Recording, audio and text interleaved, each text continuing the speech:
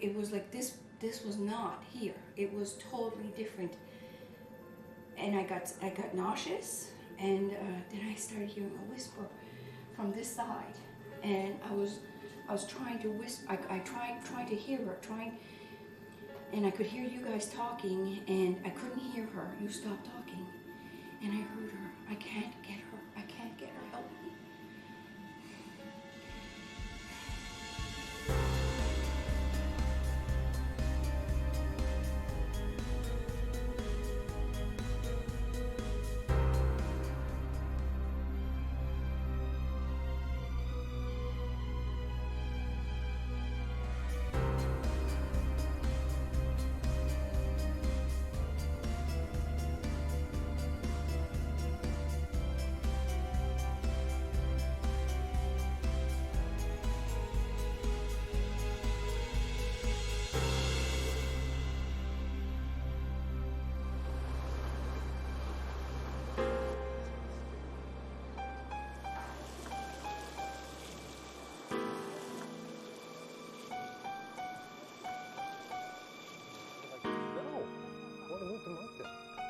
Why wouldn't you want to get in there? We set up the DVR, then we get the witnesses straight, and then off we go for some ghost hunting. Maybe some clam chowder. Hey! The Five Fishermen restaurant in Halifax, Nova Scotia is best known for its fine cuisine. However, it's also well known as a hotspot of alleged paranormal activity that's often associated with the building's rich history. In 1912, when the Titanic sank, many of the bodies that were recovered were brought to a funeral home that was connected to the building. Several years later, in 1917, Halifax was devastated by the explosion of a munition ship in the harbor. Thousands died, and many of the victims were brought to the funeral home in preparation for their eventual burial. Many people theorize that the victims of these terrible disasters are somehow linked to the paranormal activity that's been reported over the years at the Five Fishermen restaurant. Holly and I arrived at the Five Fishermen around closing time and prepared to spend the entire evening there. Inside, we were greeted by Leonard Curry and Sandy Gardner, two longtime employees of the restaurant. Leonard was the first to tell us his story. I've had many odd experiences, but I suppose the strangest one happened to me when I first started working here. I didn't know about the history or the reputation of the building, and on this particular day I came in at 3 o'clock in the afternoon to set up the salad bar. At 3 o'clock in the afternoon I'd be the only person in the dining room. We opened at 5 o'clock. And so I'd go about taking items for the salad bar across the main room in front of the bar. And as I was passing by on one of my trips, I'd heard a crash come from behind me. So it came from behind the bar area here, proceeded up here, and at that time this room was a smoking section. There was a stack of ashtrays here, and one was lying on the floor, which I thought was odd, but obviously had fallen off. So I bent down to pick it up, and when I stood up, I was looking in this mirror. And in this mirror, I could see a man walking down past the tables. It happened so fast, but what I remember thinking was, he's wearing something that's from a different time. So I never said anything about it, but a few years after that, there was an assistant manager that was at the salad bar, and he was talking on the phone, and again, it was 3 o'clock in the afternoon, and he was the only person in the dining room. And at one point, he saw a man standing on the landing, and he said, "Excuse me, sir, I'll be right with you." He finished his conversation and went to find this gentleman and see what he wanted. There was nobody there. He went down to the foyer, and the foyer was empty, and he checked the door. The door was locked, so there was no way anybody could come in. And he was telling me about this experience later on that evening when we were working together, and it was the first time I told anybody about what happened to me, and the description of the guy matched in terms of what we remember him wearing and the fact that he had this long white hair. Leonard's description of the white-haired gentleman made me think that perhaps he had had something to do with the funeral home. With the detailing in the long black coat, maybe he was an employee or even the owner. Whoever he was not alone. Sandy spoke of her experiences here, and they were of another entity altogether. I was closing the restaurant one evening, and as a supervisor, we're supposed to check the washrooms and make sure that there is nobody left lingering. Turned the corner in the washroom, and I opened the door, and I saw a little girl standing there. She pleaded with me with her eyes. Her eyes stayed with me, and they still stay with me. I can still see her eyes, and she was a very unhappy young lady. I was quite upset by it because she really did seem very, very unhappy. By the look in her eyes, she had been trying for a long time to communicate with somebody, and it just happened to be she had gotten up enough energy to show herself, and I happened to be the one she showed herself to. I don't think it was specifically me that she needed to speak to, but she definitely needed to communicate with somebody, and I happened to be there. There were certainly lots of reports of paranormal activity at the Five Fishermen. The most compelling ones were the story of the white-haired man who had been seen in the dining area and around the salad bar, and the sightings of the sad little girl in the ladies' washroom. Holly and I decided to place our infrared cameras in the dining room overlooking the mirror and the salad bar. We also ran one camera upstairs into the ladies' washroom. On this occasion, we also had a thermal camera with us, and of course, our digital audio recorders. After we finished setting up our infrared cameras, our next order of business was to set up a trigger item in the salad bar. All right, so what we have here is a trigger object, because part of the story of the Five Fishermen is that the ghosts might be from the Halifax explosion of 1917 or the Titanic disaster of 1912. So something in the early 20th century. We've got an original photo from that time period of a steamship, I guess. Mm-hmm. And what we're going to do is we're going to place it in the salad bar, which sounds strange, but this is an area where apparently a lot of paranormal activity has taken place. So we're going to place it in here. We're going to mark it with some tape. Oops. and not only from the time period, but was actually on a wall in a house in Halifax during the Halifax explosion. So hopefully when we come back, even if the ghosts don't come talk to us, they can make their presence known by moving this painting, which hopefully will still be here because it's a very valuable painting, so or picture. Kudos. Sorry, I just want to make sure it's lined up along the edges, like that. There we go. So we're just going to leave this here for whatever spirits might be dwelling in the Five Fishermen and see what happens.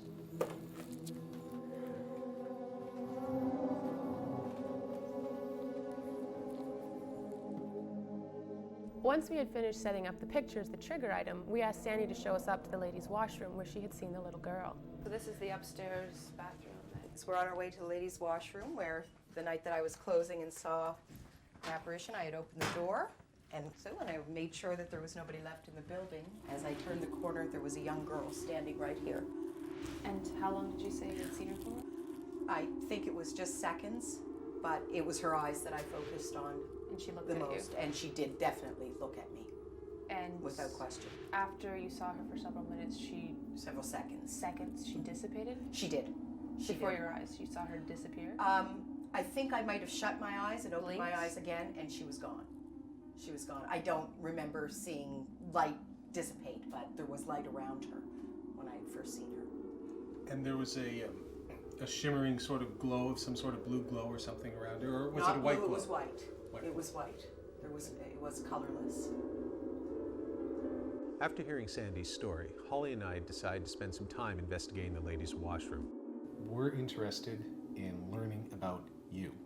So, if you wish, take the opportunity, say hello in whatever way you see fit,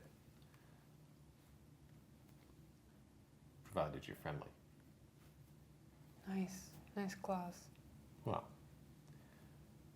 it's the lawyer in me. I just want to make sure that we've covered all the angles. And it didn't take long for something unusual to happen.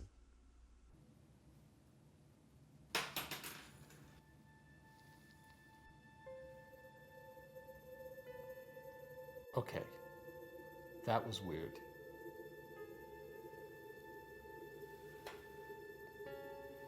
I don't even know what that was.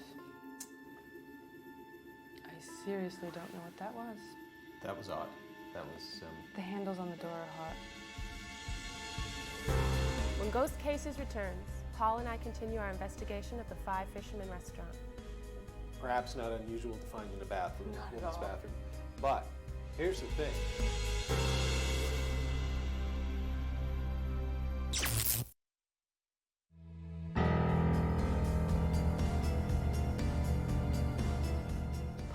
continue our investigation of the Five Fishermen restaurant.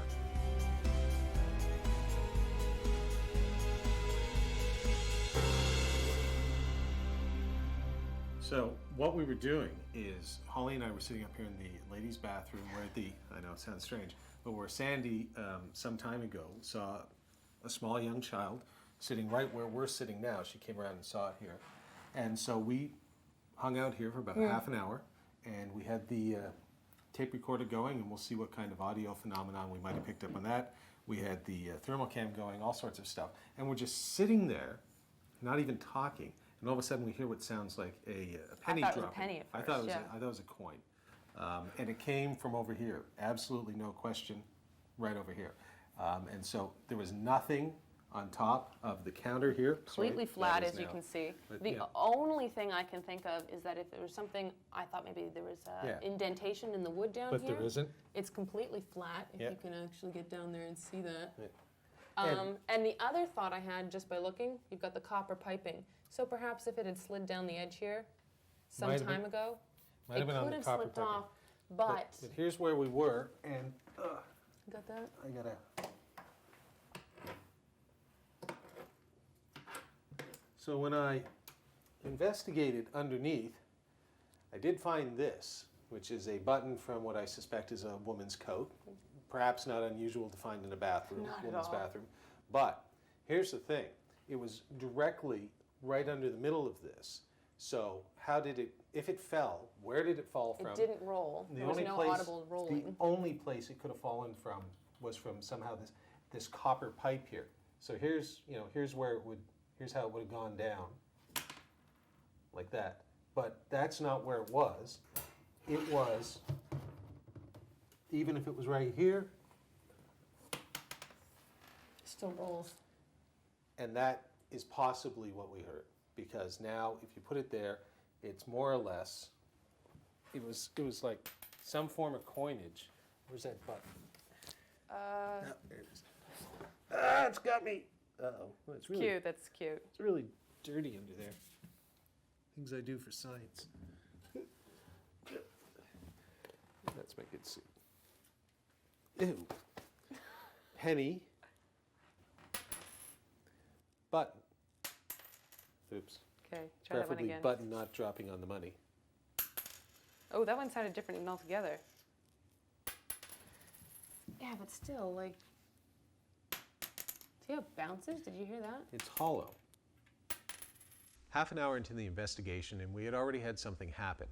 But a thorough search of the area revealed a probable explanation in the form of a button from a lady's coat.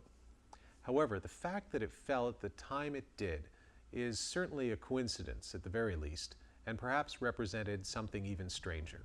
We concluded our investigation of the ladies' washroom and then moved to the dining room area. We sat down directly under the mirror where Leonard had seen the apparition of a white-haired man. After about an hour in the dining room with nothing out of the ordinary happening, Paul and I decided to conclude the investigation. We went back to check on the trigger item, which sadly hadn't moved. It was getting late, probably about 3 a.m. in the morning, so we thought we'd wrap it up for the night. We were pretty happy with what we had thought had been a very interesting evening. However, it wasn't until we got back and were reviewing the footage and the evidence that we were surprised at how much was really going on around us that night. One piece of evidence that was recorded by our infrared cameras overlooking the salad bar caught our attention. We're always careful when reporting DVR evidence. In most cases, light anomalies can be explained by dust or insects reflecting off the infrared light.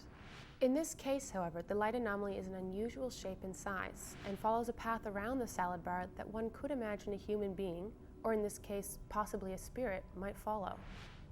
Watch for a seemingly transparent shadow that appears at the left side of the screen, and then follow it as the shadow passes by the trigger item and becomes more visible just before it disappears off camera at the right of the screen. Could this have been a curious spirit examining the picture of the ship? We don't know, but perhaps our trigger item worked better than we first thought. Our digital audio recording devices also picked up a strange and anomalous piece of evidence as Holly and I were beginning our investigation of the ladies' washroom, just prior to the button dropping on the floor.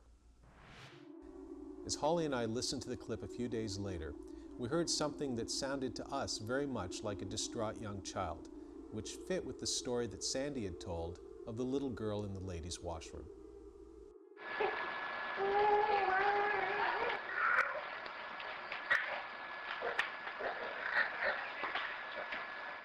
There were no children in the building with us that evening, which leaves the question of how our audio recorders picked up what seems to be the voice or the cry of a small child.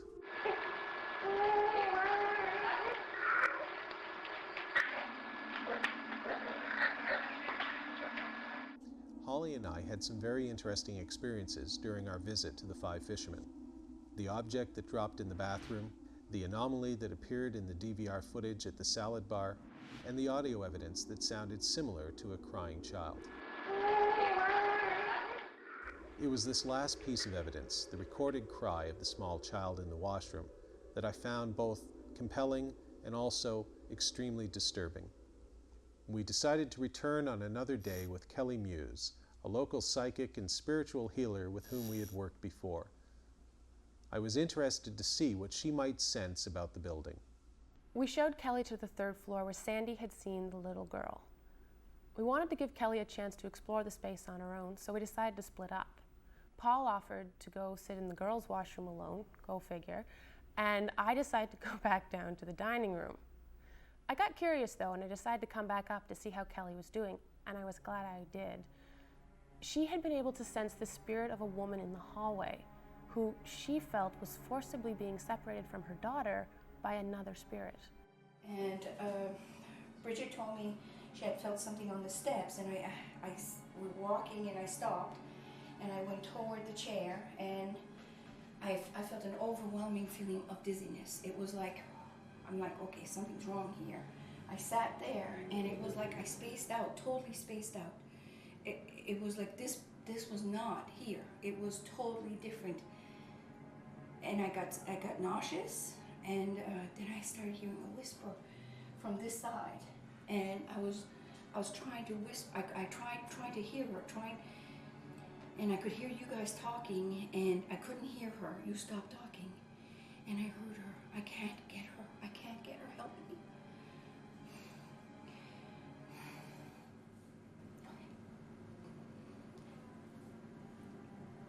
I'm sorry. And I said, why can't you go get her? He won't let me. And that's when I saw there's someone in the bathroom. It's a male, and his face is half gone. I don't know who he is. I had never seen Kelly this distraught before. She was obviously having an intense emotional experience.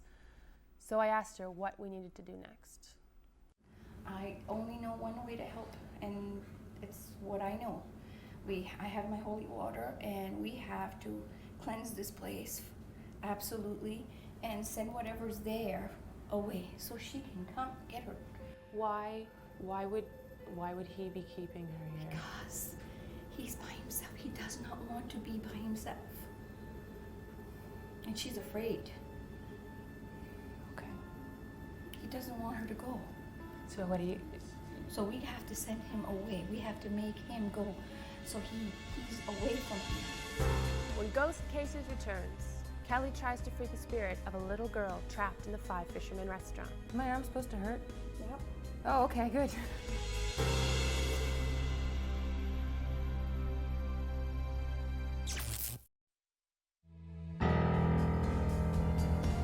Paul and I continue our investigation of the Five Fishermen restaurant with psychic Kelly Muse.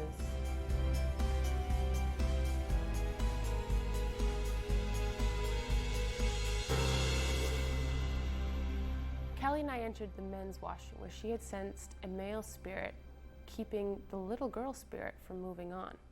She began conducting her spiritual cleansing ritual, and as she was concluding it, I began to have the oddest sensation in my right arm. I want you to see in your mind, Holly, a light, a bright light, a beautiful light. And I want you to send him towards it. Me? Yes. Close your eyes. What if I send him to the wrong place? No, there's only light. There's nowhere else to go. He's already in the darkness. He needs to go to the light. So vision the light, see the light. Now show him the light. Just like he turns around and there it is. want you to go to the light. Say it. Go to the light. Okay. Say, I want you to go to the light. I want you to go to the light. This is what ghost investigating is, I've discovered on my journey. A lot of just sitting for minutes, hours even, with nothing happening. And then you get that one moment when something happens that changes the way you perceive your reality and the things around you and the world that we live in. Arm is tingling. Yep, My right arm is tingling. yep, he's going. He's turning. I don't know if I've had that moment, but I've had a couple of moments that were genuinely weird. And one of them happened in here, which is why we're back trying to recreate it. My arm is numb. It's okay, it's okay. Okay. Go towards the light. Okay, he's going. You could be here for an hour or 2 or 3 and have nothing happen. Nothing might ever happen. But when something does happen, that's what makes this all sort of worthwhile. Interesting. Is my arm supposed to hurt? Yep. Oh, okay, good. Okay. Take a breath. Oh, crap.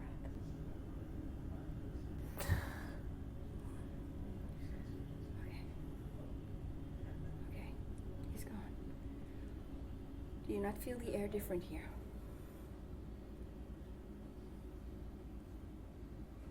Having completed the cleansing ritual, Kelly and I explained to Paul what had happened, and I decided to mention the strange physical experience I'd had.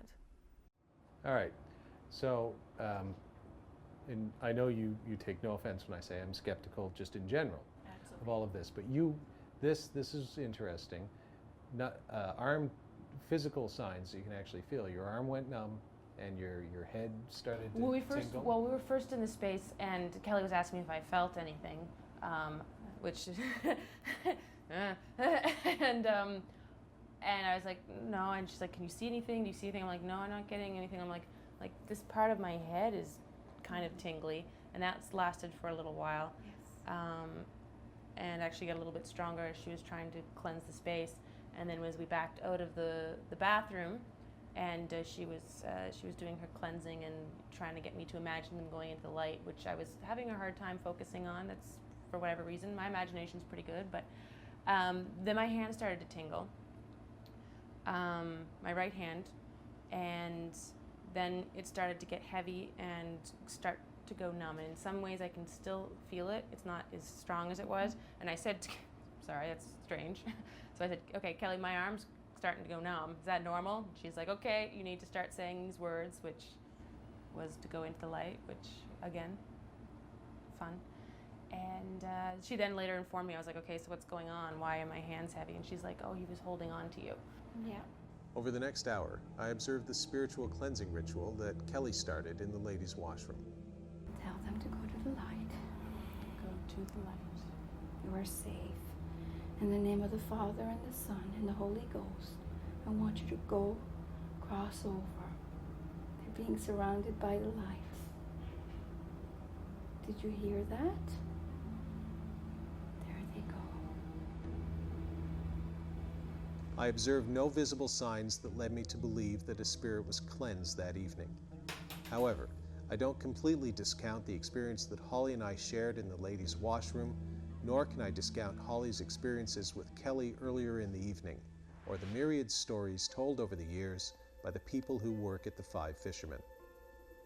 If in fact the spirit of a little girl was trapped in the ladies' washroom at the Five Fishermen restaurant, all that I can say is that I genuinely hope Kelly was successful in her efforts to show her a path to a place that offered the little girl the peace I can only imagine she was longing for.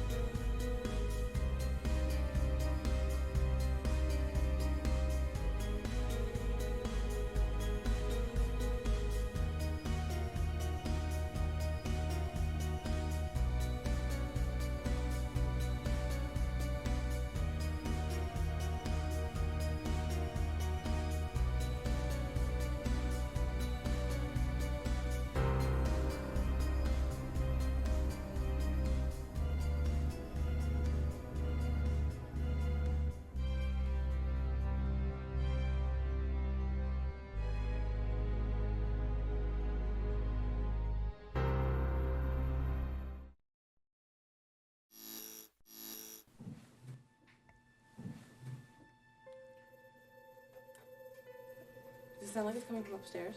Yeah. There it is again. There it is again. What the hell is that? Did you hear that? Okay.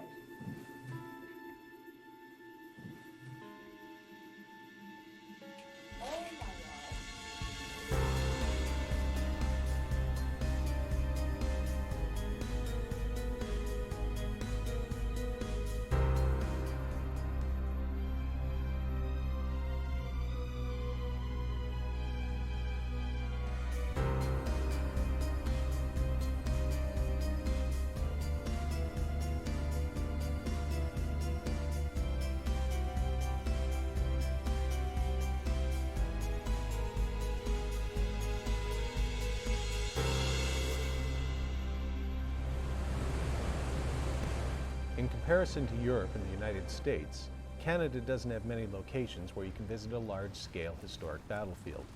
One prominent exception is Louisburg, Nova Scotia, a fortress built by France in 1713 to protect its empire in the New World. It was the site of two major sieges by the British, the first in 1745 and the second in 1758, which marked the final defeat for the French in the maritime colonies. At the end of 6 weeks of battle and a tremendous loss of life, the fortress and town were reduced to rubble. In 1961, the Canadian government began a massive reconstruction effort using the original architectural plans of the town and fort. Many of the Parks Canada employees who've worked in Louisburg in the years since maintain that the original residents of the town and fort continue to haunt the site, which made it a perfect place for Holly and I to investigate in the fall of 2008. We began with a tour of the site given to us by Troy Allen, a longtime employee of the park. So the town, if the soldiers are up here, separated by class, rich ghosts over here, not so rich ghosts over here. That's right. This is the town down here. Yeah, and this is everybody else. So you still have some military population down here. All the officers would have their own homes because they're very wealthy and stuff. But other than that, this is your town. I mean, just like any modern town, you got your shops and your warehouses, businesses, small independent businesses, big merchants' businesses. I mean, and some of these homes are haunted, allegedly. Well, there's lots of stories about all kinds of homes all over through the town. Yeah. So that was where the governor hung out. That's right. Yeah. The big building. There was a chapel there as well. More the administrative section. That's right. Yeah, the seat of the government for the colony. And this area of town we're in was the town. And this, there's a story about this building and this building over here. I guess it was Mark that we were talking to. Yeah. So as Mark's clearing through the building, he's looking out these windows at the top at the dormers across the street to the one dormer in the Rodrigue property over here. And that's where he saw the face. Yep. Part of the procedure to close the building I was in was to go upstairs, to go through into the next building and chase everyone out basically and come back the same way and make sure that no one had been left behind in the building so it was clean to close it. As I was going through the first time, I looked across the street as I was closing a window and there was a face staring at me from across, and I tried to signal, but there was no response. I proceeded to the next window, and when I looked out that window, the same face was still across the street, staring directly back at the same spot I had just been previously in the preceding window. At the time, I just kind of chalked it up to coincidence more than anything else. And then several years later, as I was on the internet just doing some freelance research, I stumbled across the exact same face that I had seen in that window. And that was really the first time it came back to me and it hit me that perhaps there was some kind of a connection there with something bigger. Mark's eyewitness account was very interesting, particularly given the fact that he discovered the same face several years later while doing historical research. But it was just the first of several weird accounts we heard about Louisburg. One area that really captured my interest was a concealed tunnel underneath the fortress walls, where Troy reported that a visitor to the fort had been pushed by an unseen force while on a tour.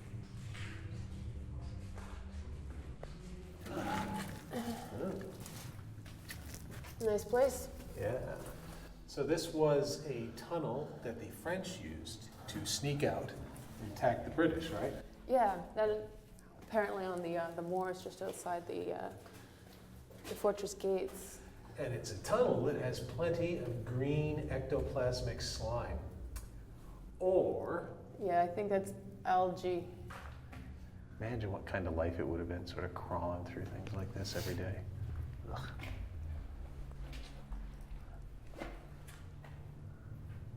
Holly and I continued to investigate the tunnel. We positioned our audio-digital recorders on the ground to see if we could pick up any anomalous sounds. After about half an hour, we took the audio recorders with us and moved to the other end of the tunnel to see if anything would happen there. So what do you think with Louisburg? Do you think that it's actually haunted with the spirit or the soul of people who have died tragically here?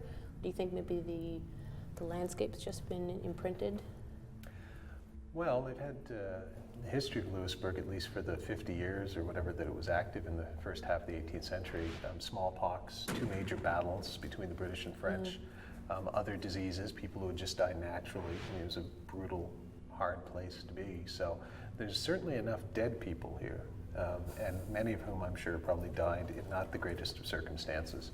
So yeah, you know, if you believe in ghosts or hauntings of any sort, this is the kind of place where it would seem natural for them to be, especially you know, the idea maybe of residual energy, which I know some people who investigate battlefield ghosts, for instance, talk about residual hauntings or residual energy, that kind of stuff.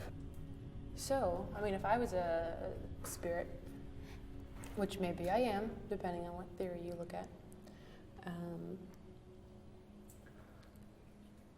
wonder what I would want to say. I mean, if you were able to actually, for like, not the first time, I mean, we're not the only people who've wandered through here with ADRs, but I wonder what you would want to say. What would you say? I'd say boo. I don't know what I'd say. Who came up with boo? I have no idea. What ghost did that? They've ruined it for everyone.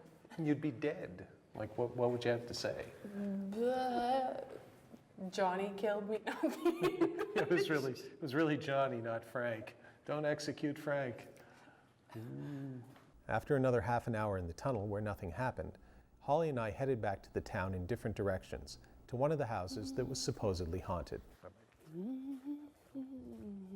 I made a point of taking the shortest route so I could get there first, because along with the serious stuff, you always have to make sure to have some fun while engaged in a ghost investigation. Hey! Oh, I'm sorry. Did I scare you there? Is that a little spooky? Oh, no. That wasn't scary at all, coming out of a darkened, what was that, garden? It's actually a garden for somebody's house, I think, or something like that. Here in foggy, misty, spooky, Drizzly, dark, drizzly haunted. Lewisburg. One of the houses that's supposedly haunted is this one, yes? Yes. Nest Paw? They're all haunted, but this one in particular, a lot of the staff won't even go into. They won't go in there. They won't go in there. Apparently people have seen figures on the stairwells. Not necessarily bad. One woman was actually stopped from falling. Ooh, okay. Someone grabbed her from behind. Well, that's odd. Yeah. Like, it stopped her from falling. Yeah, it stopped her from As opposed falling. to pushing her, which is what you usually hear. Yeah, no, nothing like that. Okay. So, but they won't go in there. Some of them won't. Well, you know what that means. You're gonna go in there. Yeah, only if you go in there first. All right. You first. Are you gonna jump out and scare me again? Ooh, I'm not, well, maybe, later. Yeah. Holly and I went inside and set up our 4 infrared cameras in the Douaget home. We positioned 2 of the cameras on the 2nd floor, where people had reported hearing strange noises.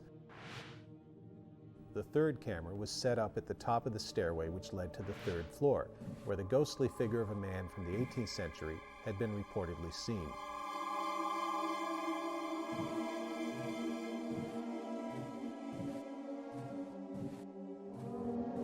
We placed the final camera on the ground floor, where we settled in for our investigation.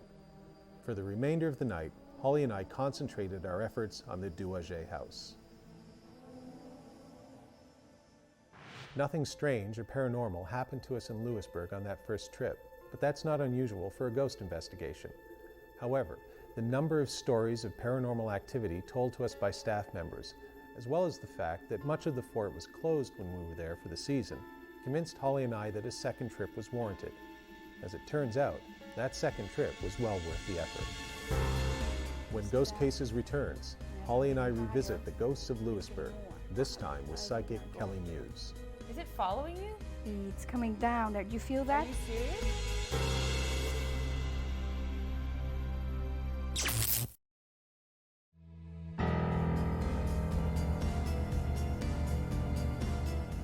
Fortress Louisburg haunted by the ghosts of its 18th century inhabitants?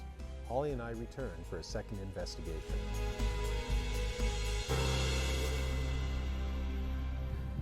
Holly and I made our return to Louisburg in the summer of 2009, this time with our friend psychic Kelly Muse, who had joined us on previous investigations. Besides being a psychic, however, Kelly was also French-Canadian, and I thought that her heritage might help trigger some sort of reaction if there really were any ghosts at Louisburg. I can't believe this place. It's beautiful. The energy just amazing. Well, we're headed to the chapel. After showing Kelly around the town and fort, we headed to the King's Bastion Chapel, which had been destroyed by fire in the early 1970s. Kyle Allen's father was one of the workers engaged in rebuilding the chapel. He had since passed away, but before he died, he recounted an eerie tale to Kyle about a very strange paranormal experience he had while working in the attic of the chapel.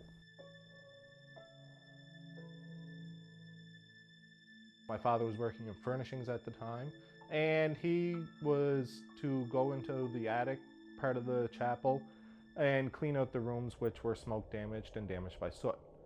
Now, while he was doing this, with the corner of the eye, he caught something moving in the background. He was up there by himself. He turned around and there was a large ball of beeswax, probably about 10-15 pounds worth of beeswax floating through the air. He thought he was just seeing stuff, so he goes downstairs to get some fresh air. He thought the fumes might have been getting to him. While he was down there, one of the managers came along, saw that he was a little bit shaken up, and asked him what happened. They then went upstairs to check, see what exactly happened. They went into the room where the beeswax was previously. They could see where it was sitting on the table because the soot was all around it except for the spot right underneath the beeswax. Then they went into the other room, looked at the beeswax, lifted it up with a stick, not to put any fingerprints on it. Underneath the beeswax there was soot, so it wasn't there previously. Then once they were finished looking at it, they saw where the stick touched the beeswax, the soot was rubbed off, but that was the only mark on it. The attic was a tight spot, so I decided to wait outside while Holly and Kelly investigated. Okay, Kelly, so this is where Kyle and Troy's father had his experience after the fire that I was telling you about. Yes, the beeswax. We have graciously been allowed access up here. Troy's father had his experience in this area here with the wax after the fire in the chapel. Getting some Major negative energy coming from above. It's very heavy, very suppressing. dense. Very dense, very dense. Oh, so what happened there? There? Yeah, it's coming from there. Oh, you can actually see some of the charred area. After the fire, he was up cleaning here, I think. That you can feel something's not right here. Negative. Yes. Let me try. Do you think I should try? Oh yeah, sure. When you say negative, is it? Do you get that from the tight of? When negative energy is around, what ends up happening is it's almost like a vacuum. It takes the energy. I feel like almost like oxygen is being taken from me, and it comes from top, not from bottom. So my legs now, I feel like they're very, very cold, but the top here feels very hot. And if you can look, I'm actually sweating. It's warm. My hands are cold though. Because I'm shivering, my legs are shivering. And you feel that this is coming from over here? Yes, definitely. That's not a very good place to go up. Let's see what we get up here. Now, you see that? And as I'm getting higher, it's getting more. I would not go up there. You want to go up there? No. Is it following you? It's coming down there. Do you feel that? Are you serious? You feel that energy coming? It's very, very much up there. So I would not put my head in there. So when you went up there, you felt like it came down towards you? Did you see how it turned quickly? Yes. Well, let's try it again. Let's test this. Now I'm not turning it here. Let's see. Now you saw before, now I'm getting goosebumps again. Ooh. See, look. There it stops. And it's actually, you can feel it colder there. Do you feel like it's pushing you away? Yes. I don't feel comfortable there at all. So you wouldn't go up there? No. There's something there. And I don't think it's positive energy, but I would not go up there. All right. Well, just for fun, I'm gonna try staying in this space. I know Paul does it all the time. I'm gonna give it a go. Oh, I think you can do it, but please. Oh yeah. If you go up there, don't stick your head in there. Why? I just don't get a really good feeling because I can't promise you there's nothing on that other side. So the energy gets pushed out. What is it going to do if you try to push in? So be aware that there's something up there, and I'd rather you not go in. I don't think you No. can go in there. I might look. I won't go in. Okay, with a flashlight, just Yeah. looking, I can see, but don't put your body in there at all. Okay. I would not feel comfortable, promise. please. I promise. Okay, I good. promise. Okay. When Holly told me that she was going to spend some time alone in the attic, I was both relieved that for once I didn't have to do it, and also intrigued to see if she would have some of the same strange experiences I had had on other investigations. As it turned out, Holly was about to begin her weirdest evening of ghost investigating yet.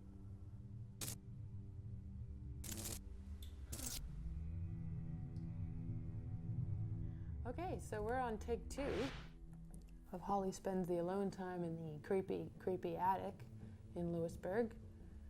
Footsteps of the crew leaving. Essentially, what happened was the camera died without explanation. It's quite lovely. So, you know, they've touched it up, put on a new battery. Should have been full, but apparently drained ridiculously fast since they set it up. Obviously, you saw how long it was set up. And now I'm here again, alone.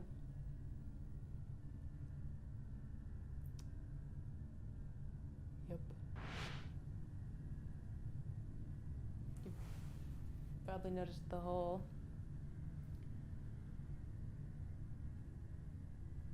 Whew.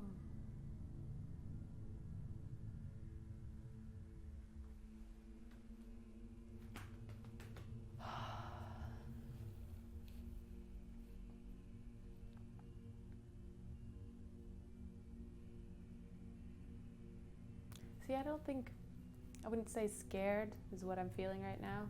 Apprehensive. Yeah. Like I'm waiting for something to happen.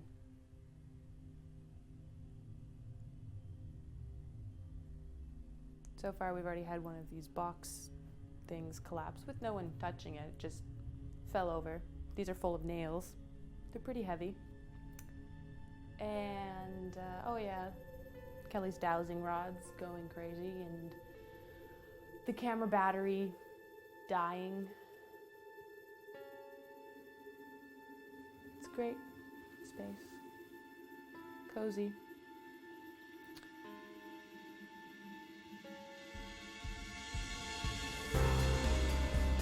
When Ghost Cases returns, Holly and Kelly continue their investigation of the most haunted locations in Fortress Louisburg.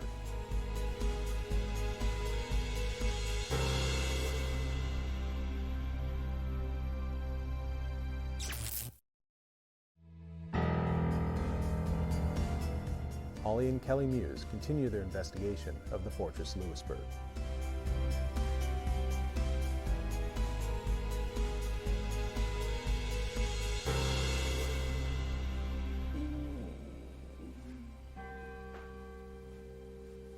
Isn't that fun? Yeah. That's a fantastic feeling right there.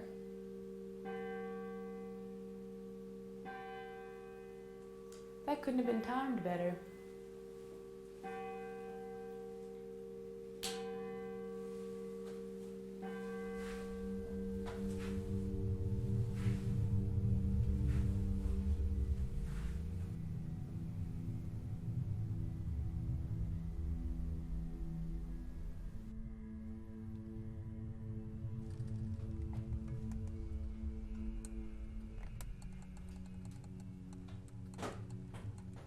When you spend time alone in a supposedly haunted space, your imagination can get the better of you. Every little sound, every shadow on the wall, it all contributes to a growing sense of unease, which turns to discomfort and then finally fear.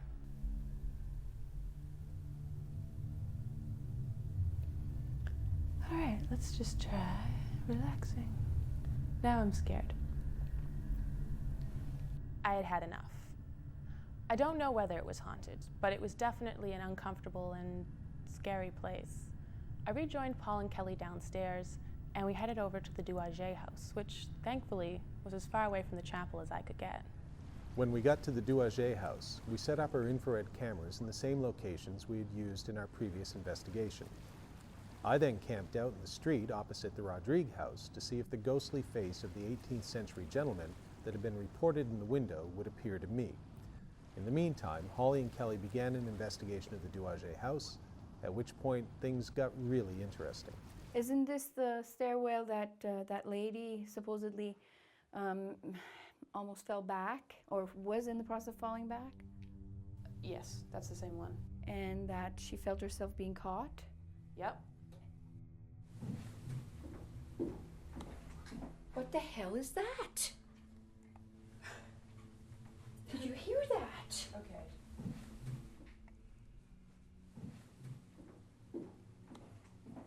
Oh my God. That's incredibly strange. I mean, I know old buildings make noises. I've lived in one my entire life, but that's not a typical old noise.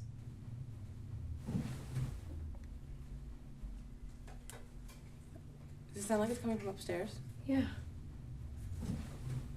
There it is again.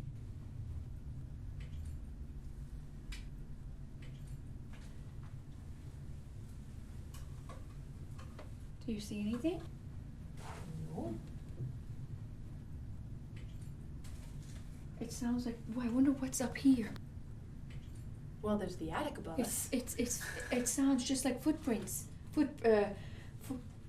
Steps. Steps. It's all good. It is. It's all good. I got shivers. Somebody's walking upstairs. Well, it's what it sounds like, and we're getting reports of people having that kind of noise anomaly, if you want to call it, because there's no one upstairs, and most of the time they keep that door locked. It's unlocked right now because we're monitoring with the DVR. Yes. So. And there's no one there. All right, so let's go have some more fun, and Want to go upstairs? that seems like the next logical thing to do. Let's go see. Okay. Kelly and I conducted a thorough search upstairs, and then we went outside and checked around the building. Wind-related noises were present, but we could account for them. Our digital video cameras confirmed that there was no one upstairs, and we couldn't find anything else that could explain the sounds that we encountered in the Douaget house. There is no question that the second trip to Louisburg was one of the strangest ghost investigations I've ever been on. Things definitely happened that I still cannot explain, and which continue to haunt me, no pun intended, months later.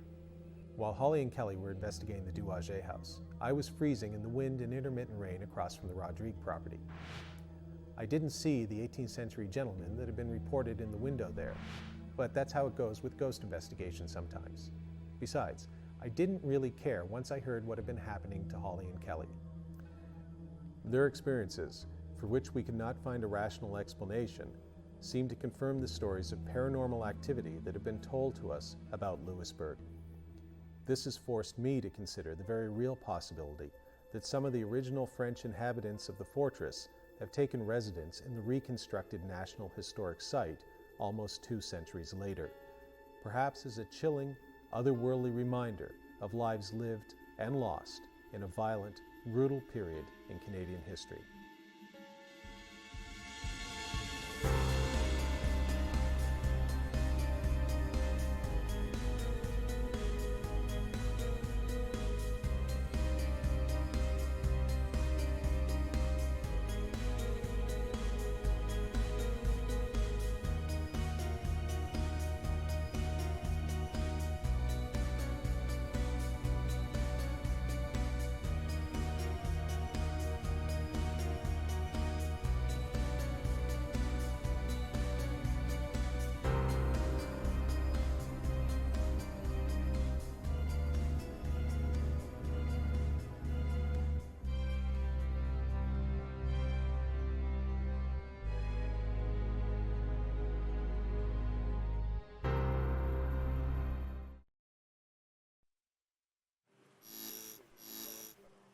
power's off because it's gone out in the whole town? Yeah, the whole town's lost its power, and therefore there's a different electrical effect in the room currently, we think. So we'd like you to go in and experience, well, not so much experience. Get a feel of the room now, and when the power's on again later, to see if you think that room feels different later on with the electrical energy running through it, basically. The demon room. All right. Okay, well, let's go.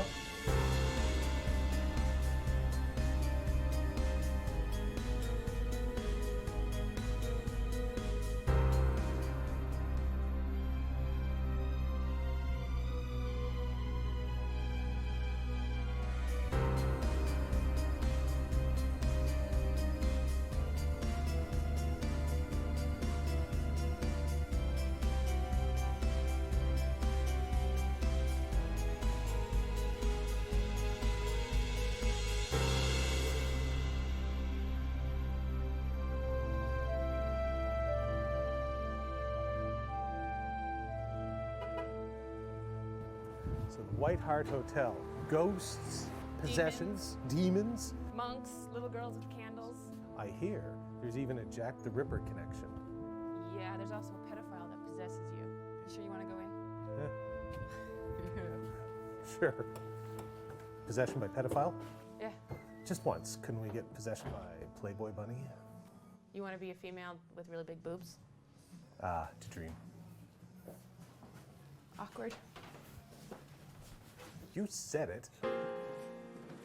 Wow, this must be the room. Dining room? The dining room. Shall I knock or shoot? Let's knock together. Hello? Mrs. Sadler's husband? Dave Sadler. Good evening, sir. Good evening, good evening. Holly? Dave? See you again. Yeah. Take care. The White Hart Hotel in Uttoxeter, England, is an historic property with myriad ghost stories associated with it. Holly and I were lucky to be working with our very good friends from the Unknown Phenomena Investigation Association. As they began their preparations for the evening with their usual thoroughness, she and I went downstairs to chat with Graham Ferguson, the manager of the hotel, about some of the more interesting paranormal stories associated with the property. I've had experiences here at the White Hart ever since I've been here. I sit behind reception, and out the corner of your eye you just see what looks like a child running up the stairs, and you go to him. Where are you going? You're not meant to be up there, and realise there's absolutely nothing there. He's also got a distinct smell to him, of Play-Doh smell. So if he's around and he's playing, you can smell the Play-Doh. No one can ever explain why we get that smell. Upstairs in the area that's known as the torture chamber, there's been reported sightings of blood on the shower curtain. So you go up and you check the room, and there's not anything anywhere on the shower curtain, nothing that you could say, well, perhaps that's what they've thought is blood. They're totally clean. You go back down to the guest and go, are you sure you've seen blood on the shower curtain? He says, yeah, it's all over it. So you take the guest back up and say, can you show me where? There's nothing on them. Along with the many areas of the hotel that had reports of ghosts, there was also a room that had alleged manifestations of what Graham ominously referred to as demonic activity.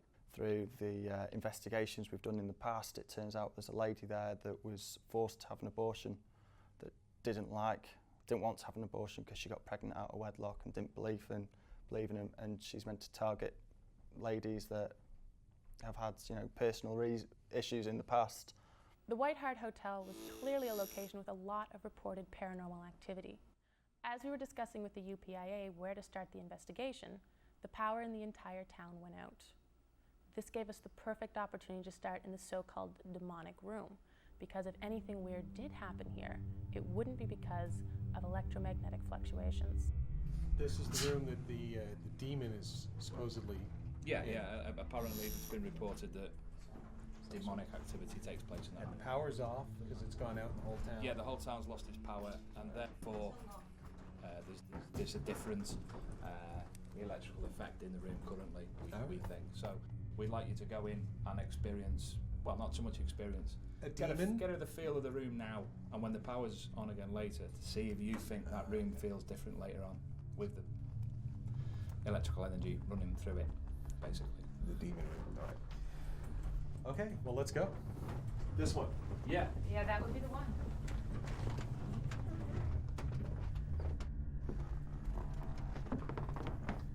demons haunted. How do you feel? Where's the hot spot supposed to be? Where's the place you're supposed to stand? Do you have any, like, anything? Nope.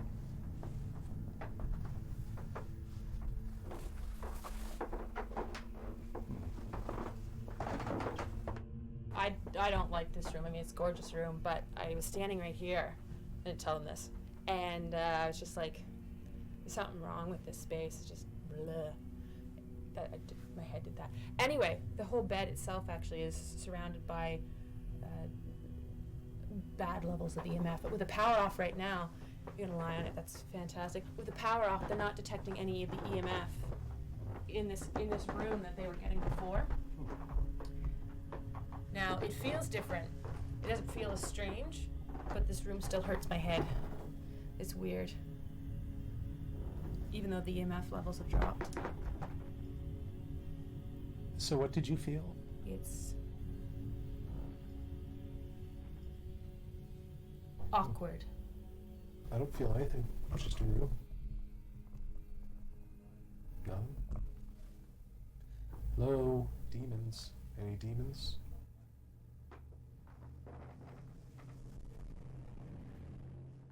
I was pretty sure that there were no demons in the demon room, at least not while we were there. So we decided to move to another room where there had been reports of paranormal activity and where Steve and Dave from the UPIA had set up a little experiment with their EMF meters. It's you, man.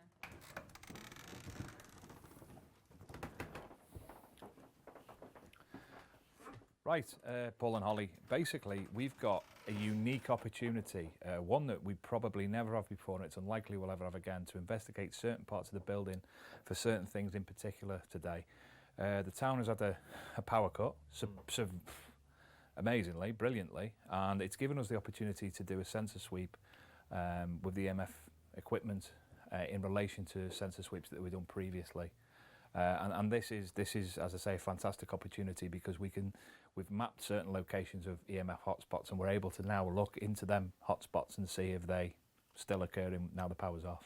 And the power's off. It's not even, it looks dark in here, but it's actually still daylight out there. It's daylight, and all the shops and premises locally within quite a wide area there's been a substation gone down and all the power's gone locally. All right, well, let's take advantage of this opportunity. Let's start with the bed. Okay, baby. That's Why? With the power in the town off, we had a rare opportunity to run some controlled comparative tests in the torture room to see if perhaps the EMF levels were responsible for the paranormal activity occurring there. Currently we've got a high EMF, as you can hear. The Gauss meter is registering 4 on the scale. Sounds like Daleks. If I try and give it a bit of a rub, etc., etc., it should. That's my hand that I've just discharged with. Yeah. Go higher. Does that go higher? And it should be going lower.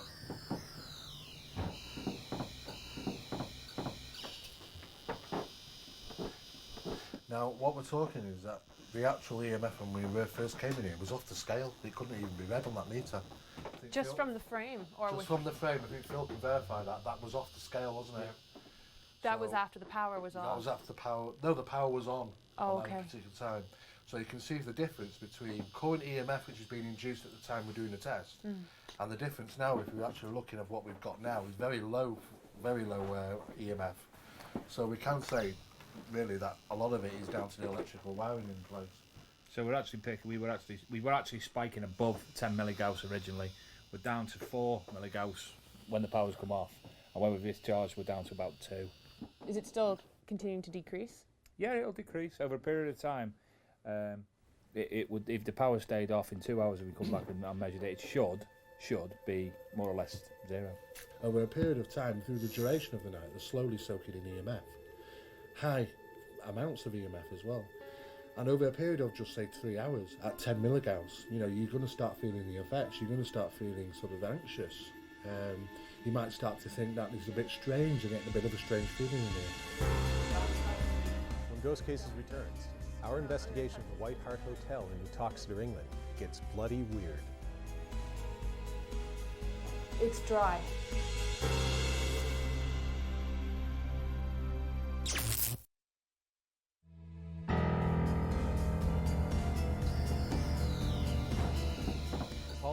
continue our investigation, strange things start to happen in the White Hart Hotel.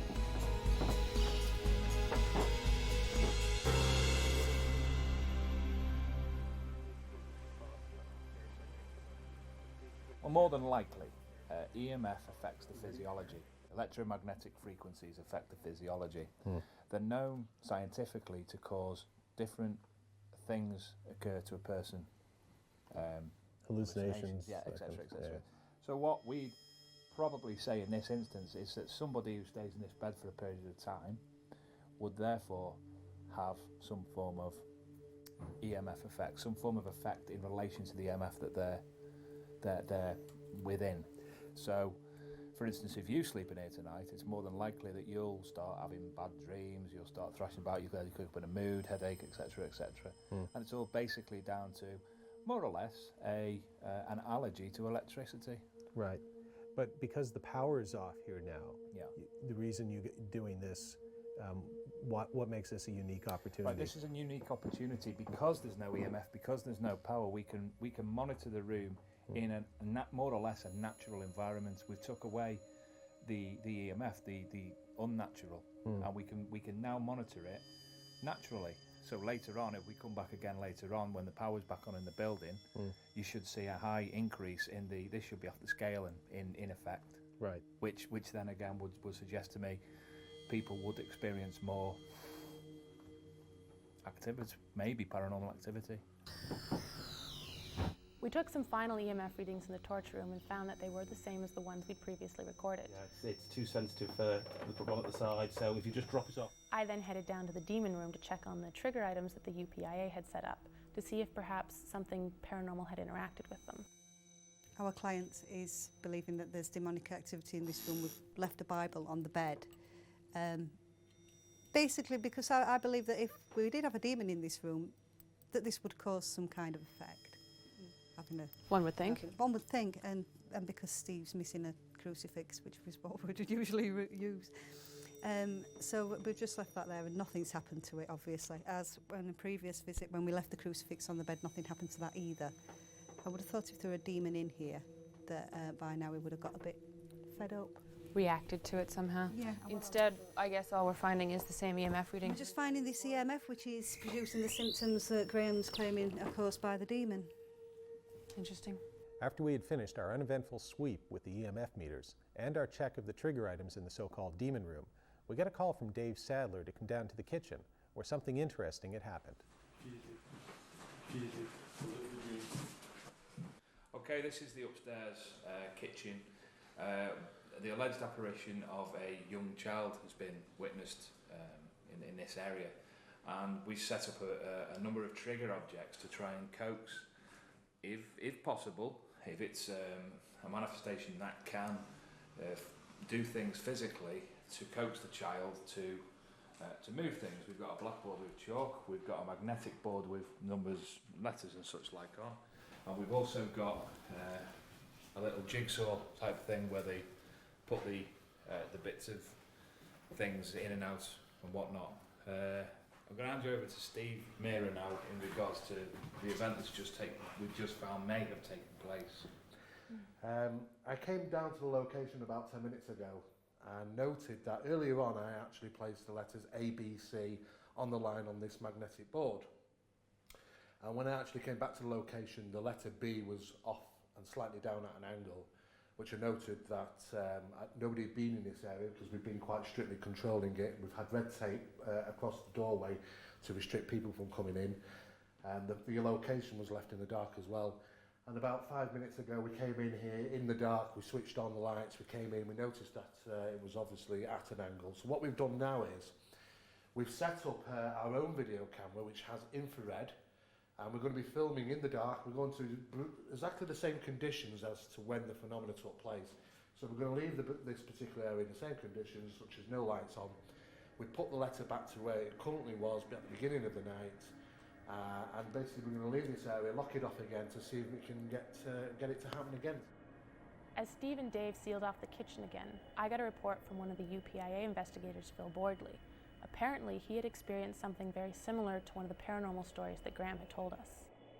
As I walked in, I got hit by a blast of the smell of Play-Doh. which is associated here with the ghost of a child which we've nicknamed Thomas. He's quite often seen, he's quite often smelt. I'm a disbeliever in, I'm a skeptic when it comes to ghosts, but I've smelt it now on 2 different occasions here in unexplained circumstances. Upstairs, I got hit by a major blast of it. My eyes were sore, my nose was streaming, and I felt nauseous with the smell of it. But it went almost immediately. It was at this point that things started to get very weird very quickly. A call came in on the radio that a substance that appeared to be blood had been found on the shower curtain in room 18. Shower curtain there has got red slashes on, which it didn't have before. Incident as in, can we get in here to look? Yeah, you see the splatters. One of the things reported in here was blood on the shower curtain. Yeah. Yeah. There's been at least half a dozen people in here who haven't seen that, including me the time before last. I was in here at 10:15. It's not the extractor fan because the extractor fan is extracting rather than bringing it in. Yeah. Well, yeah, I'm just looking at the pattern actually. Yeah. It's come from latitude. It's almost as if it's been like that. It's got a downward angle as well. Yeah, so have the others, and across as well. Yeah. So it's something. And I'd say I tried a bit of water from the top spot up there. It's water soluble. Yeah. You see, if it's a blood splatter from allegedly somebody being stabbed or whatever, you don't get that kind of splatter. No. That's been very direct. I'm gonna touch this for a second. I just want to see you guys to see that I'm doing that. It's dry. Yeah. But you can see it's been wet because the capillary action there, whatever that main spot there has travelled through the fibres.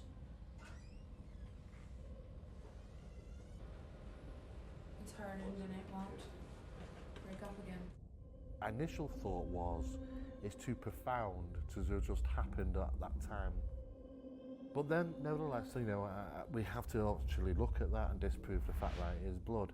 At this stage, it's far too early to actually say it is, to conclude it is.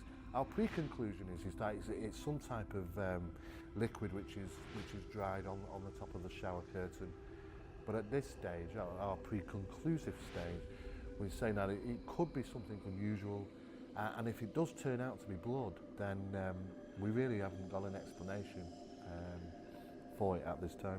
Finding what appeared to be blood on the shower curtain in room 18 had everyone in the investigative team pretty excited, but the UPIA handled it like professionals. They sealed off the area and treated it like a crime scene while they took photos and samples. However, when Graham was informed of what we'd found, he was pretty shocked and more than a little shaken. The guys upstairs were shouting up and down the stairs going, "There's blood on the shower curtain, blood on the shower curtain," and I thought they were pulling me chains, so I went up to have a look for myself. And I walked into the room and I felt it was sick to my stomach and saw all splattered across the top of the shower curtain blood, or what looks like blood. I had to get out of that room. It's the weirdest feeling I've ever felt in that room, and I've never ever seen the blood there. And I'll tell you what, I don't want to see it again. When they ask to take the shower curtain, they can take the shower curtain and not bring it back. When Ghost Cases returns, Holly and I try to make contact with the spirit of a little girl in the cellar of the White Hart Hotel. I've been up to the bloody room. I can't imagine anything that would get weirder than that.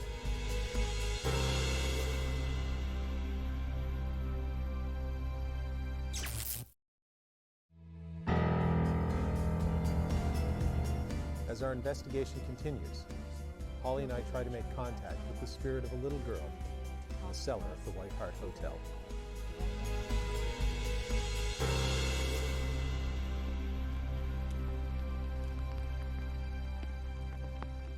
Graham seemed genuinely disturbed by the blood that was found on the shower curtain. We sat down to chat, and at this point he told me that the cellar of the hotel was also haunted, this time by the ghost of a little girl from the late 19th century who had been seen by a number of people. He and I headed downstairs to see if we could make contact with the little girl's spirit, but just as we were about to begin, Paul wandered in. Okay, so we've got our oh. Ow. Nice. Paul? That's it. Do you have a teddy bear? I do. I thought I'd come down and join you guys. Okay, well, we're just about to get started here. We're trying to recreate a scenario that happened with Graham when he was down here before, with objects being thrown at him and... That's why I brought the teddy bear, isn't it? I was up with the UPIA guys, but one of them told me that it was a kid that's down here, right? There's stories of a kid being down here. When we did our call out here in the ghost hunt, we had a kid from down the bottom end was seen with a gaslight and a teddy bear, a young girl with like Victorian night dress sort of thing on her. And she was from just down there. Whilst we were also down here, something got thrown at us from the other end of the cellar as well. Oh, okay. And he personally saw this? I was personally here, and it scared the living daylights out of me. Yeah, so now we're trying to do it again. Cheers, guys. Really appreciate that. As I was just saying, we've got our temperature. What's it reading right now? 18 degrees Celsius. 18 degrees Celsius. We've got an ADR here set up that's recording. And can you walk us through what we do here? Yeah, in our ideal world, we would want to be sitting down here holding hands. Oh. Teddy bear can join in too. It's very sweet.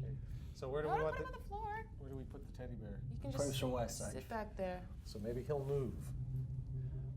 Oop. I like that. And then I'm afraid of intimacy, so that's small for me. And then if we take it in turns. Hey. You guys gotta hold hands. This is great. good. If we take it in turns to either ask for if there's any spirit people down here to bang something, move something, touch one of us. Who knows, it might happen again for us if we're really lucky. All right, so do we have to close our eyes? You don't have to close your eyes, just do it. Just shout it out loud. Wow, the last time I heard that. Anyway, never mind. Holly? All right, so if there is a spirit down here, if there is some sort of unknown paranormal entity that would like to communicate with us, we would be willing to accept your communication at this point in time. So feel free to reach out and touch one of us. Feel free to talk to us, either directly or you can speak through the ADR, which we'll listen to later. Feel free to make a noise, knock on something, bang on something, throw something at Paul. What she said, except for the throwing something at Paul part, let's throw something at Holly. That was good. That was clever and original. Do something for me. I'd love to do it again for us. Just to show that it happened first time for me. How many people were down here with you the There was first a group of about 10 of us last time, but we were all holding hands again. Right. Like we are now. Touch one of us. Touch the cameraman. Bang a beer barrel. Do anything for us just to show us you're here. Feel free to interact in whatever way you want. Bring it on. You might regret saying that. I've been up to the bloody room. I can't imagine anything that would get weirder than that. I'm gonna go check on the progress of the UPIA guys. Okay. You guys were the ones originally down here. Maybe you've seen it, you believe it, and you've always struck me as slightly more open-minded than I am. I keep reminding you that. Yeah. So I'll leave you two guys here, and maybe without my sort of dark, forbidding, skeptical presence, if there is something, give it another 10 minutes, see what happens. Graham and I spent about another half hour in the cellar, but nothing seemed to happen, so we headed upstairs to rejoin Paul and the UPIA, who'd begun packing up. It wasn't until later that we discovered my audio recorder had picked up an eerie, childlike voice as I was leaving the basement. And we're back upstairs now.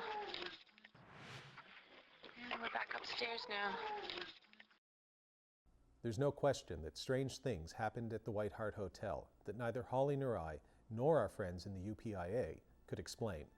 It could have been a hoax, or it could have been a combination of coincidences and environmental stimuli. Or it's just possible that the White Hart Hotel really is haunted, in which case it would make for a very interesting place to spend a night, as long as you don't mind sharing a room with a demon. And we're back upstairs now.